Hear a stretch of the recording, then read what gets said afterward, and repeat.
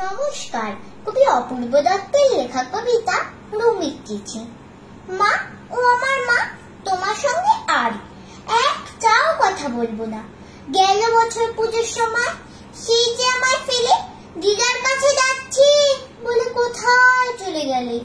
তখন থেকে তোমার জন্য বসে আছি মা। এবার পুজোয় আসবে তো ঠিক? সত্যি বলো না।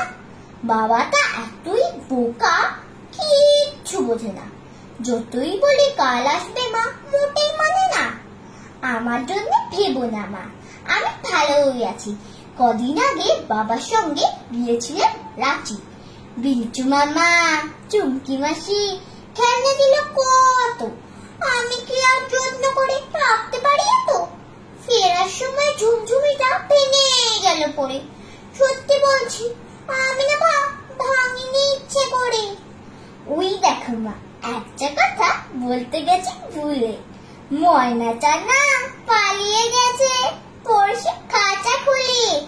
আর আমাদের দক্ষিণ দিকে কলামতি গাছে আজ দেখেছি দুটো হলুদ ফুলে ফুটে আছে। পরে আবার লিখবো মা, যাই অঙ্ক কষা বাকি। না হলে যে তুমি বলবে পড়াতে দিস ফাঁকি। ফেরার সময় এনো একটা নতুন ঝুমঝুমি।